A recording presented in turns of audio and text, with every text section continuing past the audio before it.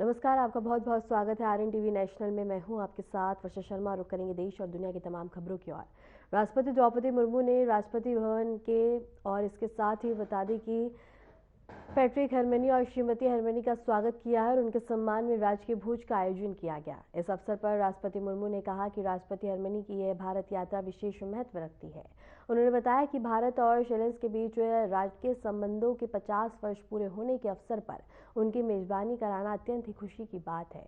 राष्ट्रपति ने दोनों देशों के बीच मैत्रीपूर्ण संबंधों को और भी मजबूत करने की प्रतिबद्धता व्यक्त की है।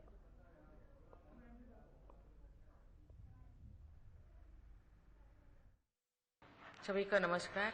आज राष्ट्रपति भवन में महामहिम राष्ट्रपति डॉक्टर पैट्रिक हरमनी एवं श्रीमती हरमनी का स्वागत करते हुए मुझे अत्यंत प्रसन्नता हो रही है। ये राज्य की यात्रा विशेष महत्व रखती है। सेशेल्स गणराज्य के राष्ट्रपति के रूप में भारत की ये आपकी प्रथम यात्रा है। इस वर्ष हमारे दोनों देशों के बीच राजनयिक संबंधों की स्थापना के 50 वर्षों भी पूर्ण हो रही है और इस महत्वपूर्ण अवसर पर आपकी मेजबानी करना मेरे लिए विशेष आनंद का विषय है।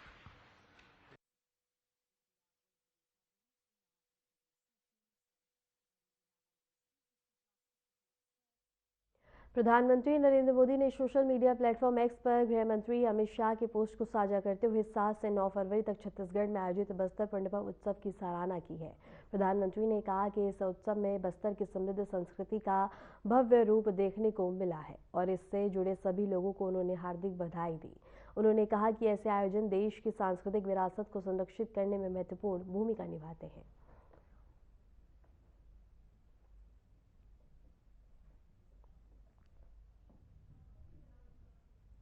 विदेश मंत्रालय के प्रवक्ता रणदीप जायसवाल ने बताया है कि सेक्रेटरी डॉक्टर नीना मल्होत्रा ने आज लक्सर के गवर्नर इंजीनियर से मुलाकात की है। बैठक में पानी बचाने वाली खेती, पर्यटन को बढ़ावा देने वाले स्थलों और स्मारकों के संरक्षण पर सहयोग बढ़ाने पर चर्चा हुई है। डॉक्टर नीना ने गवर्नर को भारत आने का न्योता भी दिया है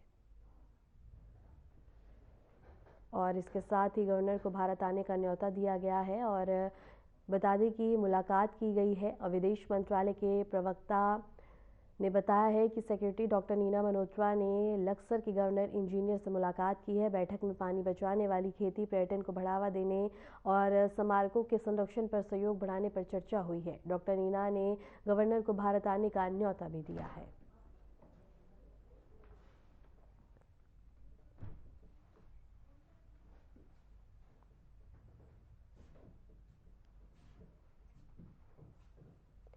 केंद्रीय गृह मंत्री अमित शाह ने बस्तर 2026 के समापन समारोह में कहा कि यह पर्व आदिवासी संस्कृति और परंपराओं का प्रतीक है। उन्होंने बस्तर के समृद्ध सांस्कृतिक विरासत और लोक कलाओं की सराहना की। अमित शाह ने कहा कि सरकार ऐसे आयोजनों को बढ़ावा देकर पर्यटन और स्थानीय विकास को प्रोत्साहित कर रही है। उन्होंने सभी नागरिकों से संस्कृति और परंपरा को संरक्षित करने में सक्रिय भागीदारी निभाने का आह्वान किया है। आज ये द्वितीय बस्तर पंडुम के समारोह के अवसर पर मंच पर उपस्थित छत्तीसगढ़ शासन के लोकप्रिय और सफल मुख्यमंत्री श्रीमान विष्णुदेव साय जी, छत्तीसगढ़ के उप मुख्यमंत्री और गृह मंत्री श्रीमान विजय शर्मा जी, आज जिनके निमंत्रण पर मैं आया हूं, संस्कृति और धर्मस्व विभाग के मंत्री श्री राजेश अग्रवाल जी, भाजपा के प्रदेश अध्यक्ष और यहीं के राजा साहब विधायक श्रीमान किरण देव सिंह जी, हमारे युवा नेता, सरकार में मंत्री केदार कश्यप जी, हमारे सांसद महेश कश्यप जी, श्री भोजराज नाग, हमारे सांसद महोदय, बहन लता उसेंडी जी, हमारी राष्ट्रीय पदाधिकारी और विधायक, मंच पर उपस्थित सभी विधायकगण, भाजपा के पदाधिकारीगण, पद्म पुरस्कार से सम्मानित बस्तर के अलग अलग विधाओं को देश भर में पहुंचाने वाले सभी कलाकारगण और आज इतनी बड़ी संख्या में आए हुए मेरे सभी बस्तर के भाइयों बहनों को जोहार। भाइयों बहनों, 7 जिले, 1885 ग्राम पंचायत और 32 जनपद मुख्यालय से प्रतियोगिता करते करते करते 12 विधाओं में, मैं तो अभिनंदन देना चाहता हूं मुख्यमंत्री जी को। गत बस्तर पंडुम में 7 विधाओं की स्पर्धा थी, इस बार 5 विधाएं नई जोड़कर 12 विधाओं में हमारे आदिवासी कल्चर को, बस्तर के कल्चर को बढ़ाने का काम किया गया है। मैं हृदयपूर्वक छत्तीसगढ़ सरकार को बहुत बहुत साधुवाद और अनंत अनंत शुभकामनाएं देना चाहता हूं। कई आदिवासी राज्यों को भी,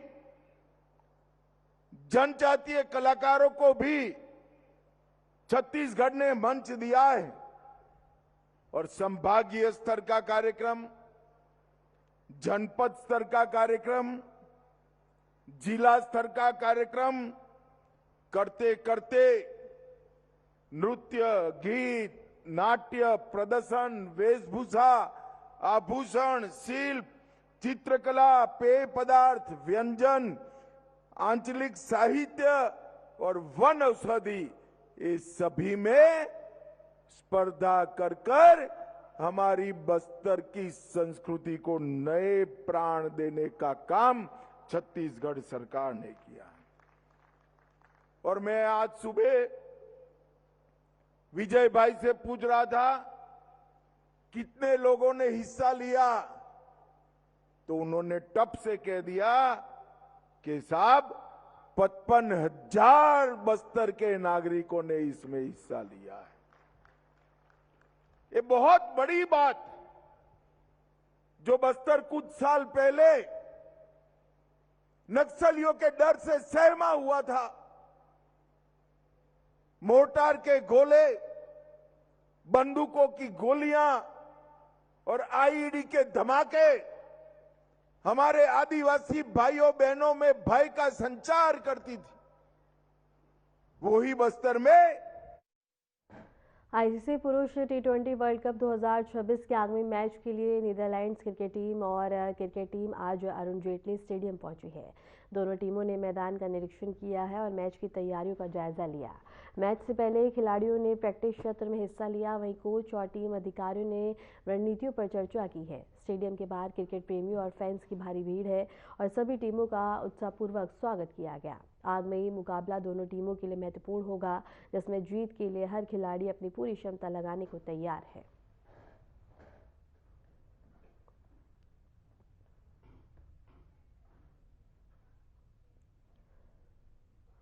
रुक करेंगे बड़ी खबर की ओर। भारत के साथ मैच खेलेगा पाकिस्तान। 15 फरवरी को भारत पाक के बीच मुकाबला होगा और इसके साथ ही कोलंबो में टी20 वर्ल्ड कप में भारत पाक का मैच और भारत के साथ मैच खेलेगा पाकिस्तान। इस वक्त की बड़ी खबर हम आपको बता दें, भारत के साथ मैच खेलेगा पाकिस्तान। 15 फरवरी को भारत पाक के बीच मुकाबला होगा। कोलंबो में टी20 वर्ल्ड कप में भारत पाक का मैच होगा और इसके साथ ही भारत के साथ मैच खेलेगा पाकिस्तान।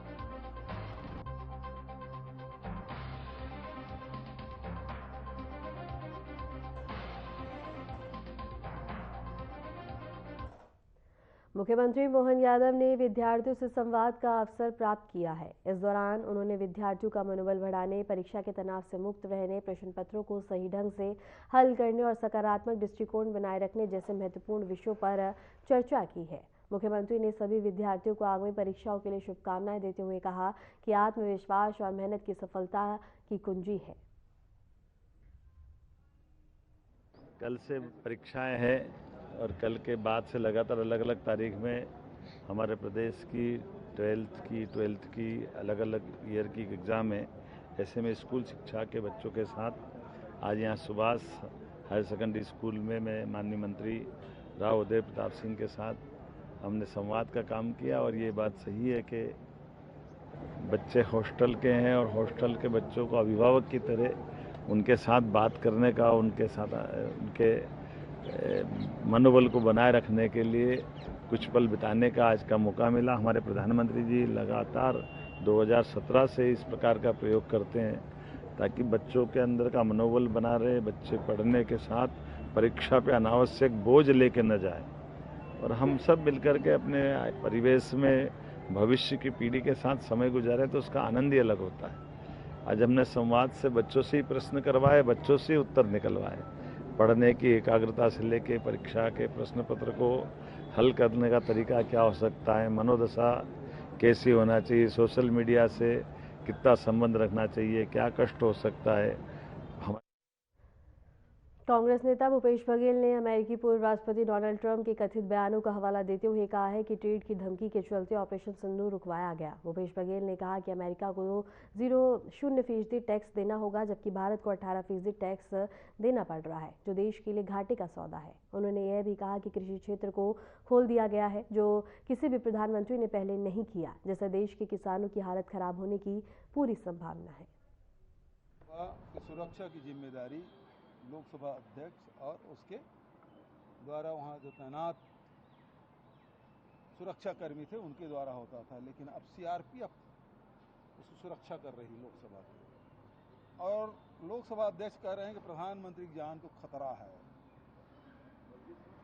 देश के अंदर खतरा है तो गृह मंत्री जी यहाँ क्या कर रहे हैं? अभी तक FIR क्यों नहीं हुआ? जांच की कार्रवाई क्यों नहीं हुई? दूसरी बात यह है, आज एक बड़ा आरोप डोनाल्ड ट्रंप में लगाया है। वैसे तो 60-70 बार बोल चुके हैं कि मैंने ऑपरेशन सिंदूर रुकवाया और ट्रेड का धमकी देकर रुकवाया, और ट्रेड में क्या हुआ वो सब देख रहे हैं कि उनको 0% लगेगा और हमको 18% लगेगा, और $500 बिलियन के सामान डंप होगा भारत में 5 साल में। ये अमेरिका के लिए विन विन सिचुएशन है, हमारे देश के लिए घाटे का सौदा है। जबकि पहले $90 बिलियन के एक्सपोर्ट हम लोग करते थे और $43 बिलियन के इंपोर्ट हम करते थे, तो हमारी स्थिति अच्छी थी। लेकिन अब पासा पलट गया है। और दूसरा, एग्रीकल्चर सेक्टर में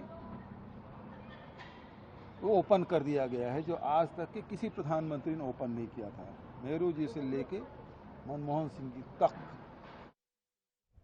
उत्तर प्रदेश विधानसभा बजट सत्र आज स्थगित। मौजूदा विधानसभा के 2 विधायकों का निधन और सदन में आज शोक संवेदना व्यक्त की जाएगी। कार्रवाई कल सुबह 11 बजे तक स्थगित है। अध्यक्ष ने सदस्यों को निर्देश दिए हैं, सदन में शोकपूर्वक गरिमा बनाए रखने का आग्रह किया गया है। इस वक्त की बड़ी खबर हम आपको बता दें, उत्तर प्रदेश विधानसभा का बजट सत्र आज नहीं चलेगा। मौजूदा विधानसभा के 2 विधायकों के निधन के कारण सदन में आज शोक संवेदना व्यक्त की जाएगी। सदन की कार्रवाई कल सुबह 11 बजे तक स्थगित कर दी गई है। विधानसभा अध्यक्ष ने सभी सदस्यों को निर्देश दिए हैं कि वे शोक व्यक्त करते हुए सदन की गरिमा बनाए रखें। और इस वक्त की बड़ी खबर हम आपको बता रहे हैं, उत्तर प्रदेश विधानसभा का बजट सत्र आज नहीं चलेगा। मौजूदा विधानसभा के 2 विधायकों के निधन के कारण सदन में आज शोक संवेदना व्यक्त की जाएगी। इसी पर रुख करेंगे हमारे संवाददाता अमन प्रधान का। अमन, क्या कुछ जानकारी है? फंक्शन एरिया बात की जाए, आज दूसरा दिन है सदन का, और सदन के दूसरे दिन जो दिवंगत विधायक है उनके शोक श्रद्धांजलि दी जाएगी, और उसके बाद जो सदन की कार्यवाही है फिलहाल कल तक के लिए स्थगित कर दी जाएगी। और कल उत्तर प्रदेश में एक बड़ा बजट भी देखने को मिल सकता है कि प्रदेश सरकार की ओर से। और इस तरीके से अगर बात की जाए तो जो सुरेश खन्ना है वित्त एवं संसदीय कार्य मंत्री, वो कल एक बड़ा बजट पेश कर सकते हैं। प्रदेश सरकार का ये अंतिम बजट 2026-27 का होने वाला है, और उसके बाद जो पूर्ण बजट है वो फिर अगली सरकार पेश करेगी, यानी कि जो 2027 में जो सरकार बनाएगी वो फिर अगला बजट पेश करेगी। यानी कि आज का जो दिन है वो जो दिवंगत जितने भी विधायक हैं उनकी जो श्रद्धांजलि है उनको अर्पित की जाएगी, और उसके बाद आज का जो दिन है वो फिलहाल के लिए स्थगित किया जाएगा। वहीं अगर सबसे बड़ी बात इस बार ये देखने को मिल रही है कि कल जिस तरीके से अभिभाषण राज्यपाल का हो रहा था, उसी के बीच जो समाजवादी पार्टी और तमाम जो विपक्ष के नेता हैं उस सदन के बीच में ही हंगामे का एक रूप ले लिया गया। उसके बाद कहीं ना कहीं राज्यपाल ने अपने अभिभाषण को खत्म किया, और उसके बाद फिलहाल 1 घंटे के लिए जो सदन है वो स्थगित किया गया था, और उसके बाद लगभग 12:30 बजे फिर सदन की कार्यवाही फिर शुरू हुई। उसके बाद जो संसदीय कार्य मंत्री हैं सुरेश खन्ना, उन्होंने केंद्र सरकार के तर्ज पर जो सर्वेक्षण है उसकी रिपोर्ट भी प्रस्तुत की, और कहीं ना कहीं उसके बारे में एक विस्तृत चर्चा की। तो एक बड़ा चीज था कल जिस तरीके से राज्यपाल के अभिभाषण के बाद जो सदन शुरू हुआ, और उसके बाद आज का दिन है वो दिवंगत जो विधायक है उनको श्रद्धांजलि दे करके जो आज का दिन है वो फिलहाल के लिए स्थगित किया जाएगा। बस अमन, अगर बात की जाए तो 2 विधायकों के निधन को लेकर सांसदों की क्या कुछ प्रतिक्रियाएं सामने आई हैं, क्योंकि स्थगित हो गई है कार्रवाई भी, और जिस तरह से आपने जिक्र किया कि कल हंगामा देखने को मिला सपा की ओर से, और विधायक साइकिल पर भी अलिया भाई की पोस्टर लगाकर नजर आए, क्या कुछ जानकारी? देखिए, जिस तरीके से कल अगर बात की जाए तो जो सपा के तमाम विधायक हैं उन्होंने सदन के बाहर और उसके बाद सदन के अंदर जो बड़ा एक हंगामा किया है, वो कहीं ना कहीं ये दर्शाता है कि जो सरकार की कार्य प्रणाली है, जो कार्य पद्धति है, उससे कहीं ना कहीं वो नाखुश दिखाई दे रहे थे। जिसके बाद से फिर जब सदन की कार्यवाही शुरू होने से पहले विधानसभा के बाहर उन्होंने काफी जोरदार प्रदर्शन किया। फिर उसके बाद राज्यपाल का अभिभाषण जब सदन के अंदर शुरू हुआ, तो उसके बाद जब अभिभाषण शुरू ही हुआ था, उसके बाद से जो सपा विधायक हैं तमाम जो सभी लोगों ने फिर एक विरोध दर्ज कराया। विरोध दर्ज कराने के दौरान कई बार राज्यपाल जो थी उन्होंने कई बार जो सपा विधायक हैं उनको रोकने का भी प्रयास किया, लेकिन कहीं ना कहीं जो सपा विधायक थे उन्होंने एक अपना जो विरोध है वो दर्ज किया। हालांकि जिस तरीके से जो तमाम बड़ी घटनाएं उत्तर प्रदेश में हुई हैं उनको जिक्र करते हुए जो सपा विधायक है सभी लोगों ने जिक्र किया है, और कहीं ना कहीं हाथों में तख्ती पोस्टर लेकर के अपना जो विरोध है वो कहीं ना कहीं दर्ज कराते हुए सदन के अंदर भी नजर आए। वर्षा, ठीक है अमन, आपका बहुत बहुत शुक्रिया हमारे साथ जुड़ने के लिए, तमाम जानकारी साझा करने के लिए। रुक करेंगे अगली बड़ी खबर की ओर। मुख्यमंत्री योगी आदित्यनाथ आज बाराबंकी के दौरे पर रहेंगे। महंत हरिशंकर दास के पुण्य स्मृति कार्यक्रम में हिस्सा लेंगे और दशम श्री हनुमत विराट महायज्ञ का आयोजन होगा। इसके साथ ही बता दें कि रामाचार्य पूजन भी कार्यक्रम में होगा और श्रद्धालुओं ने सीएम के आगमन पर उत्साह दिखाया है। इस वक्त की बड़ी खबर हम आपको बता रहे हैं। सीएम योगी आदित्यनाथ का बाराबंकी का दौरा है, तमाम व्यवस्था की गई है। उनके दौरे को लेकर कार्यक्रम में भी शामिल होंगे।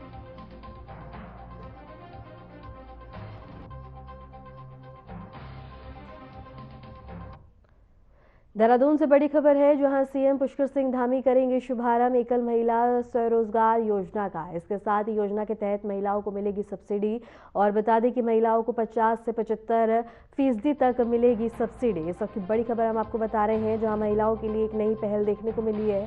सीएम पुष्कर सिंह धामी एकल महिला स्वरोजगार योजना का शुभारंभ करेंगे। योजना के तहत महिलाओं को मिलेगी सब्सिडी। महिलाओं को 50 से 75% तक मिलेगी सब्सिडी।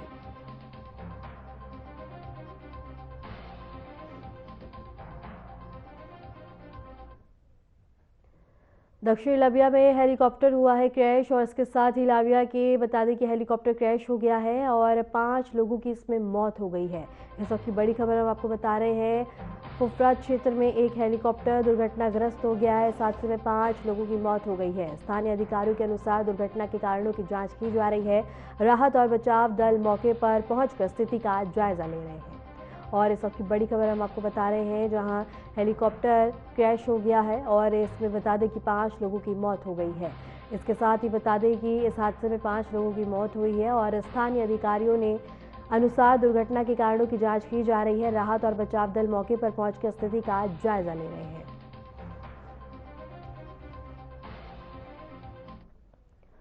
खबर पंजाब के जालंधर से है, जहां राज्य में गैंगस्टरों के खिलाफ चलाए गए विशेष अभियान ऑपरेशन प्रहार के तहत पंजाब पुलिस ने व्यापक कार्रवाई की है। और इसके साथ ही बता दें कि इस अभियान के दौरान पुलिस टीमों ने राज्य के विभिन्न क्षेत्रों से छापेमारी की है। कार्रवाई के दौरान पुलिस ने आरोपियों को गिरफ्तार किया है और कई संदिग्ध गतिविधियों पर रोक लगाई है। पुलिस अधिकारियों ने बताया है कि अभियान का उद्देश्य गैंगस्टर नेटवर्क और संगठित अपराध पर सख्त कार्रवाई कर कानून व्यवस्था को मजबूत करना है।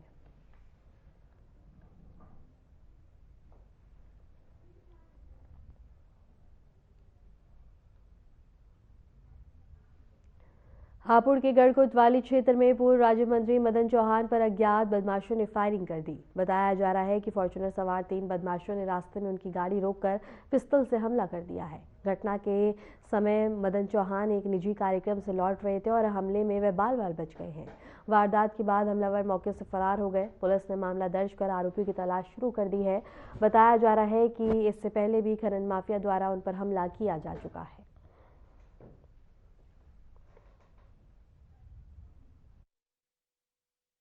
मैं मदन चौहान सबको नमस्कार करता हूं। आज दिनांक 9 फरवरी 2026 को मैं अपनी गाड़ी इनोवा से अपने गनर के साथ गांव हिरनपुरा में जितेंद्र के परिवार में कोई सगाई समारोह था, मैं वहां सम्मिलित होने जा रहा था। मेरे प्रिय भी रणवीर सिंह मेरे साथ थे।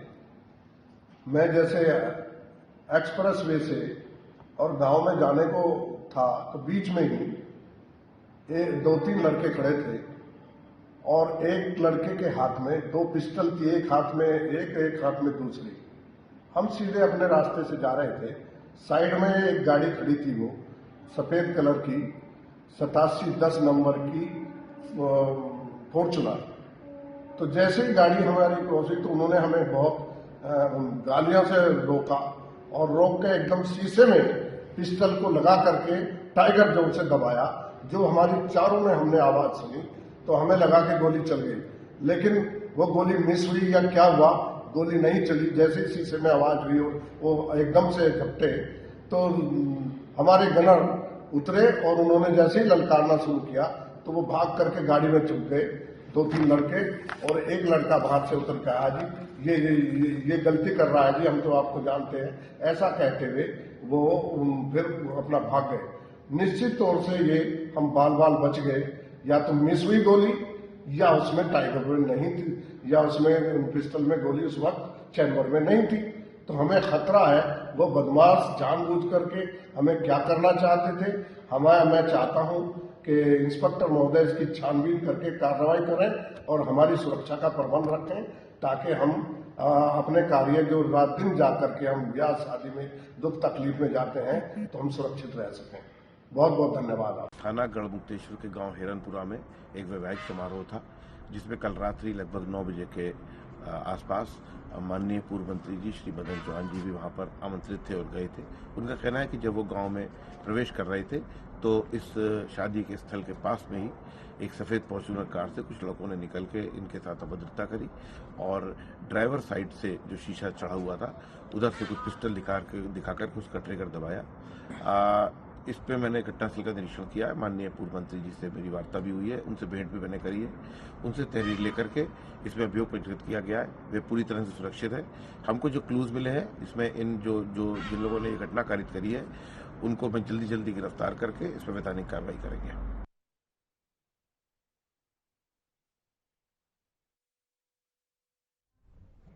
फिलहाल के लिए खबरों में इतना ही और ऐसे देश और दुनिया की तमाम खबरों को जानने के लिए देखते रहिए आरएन टीवी नेशनल।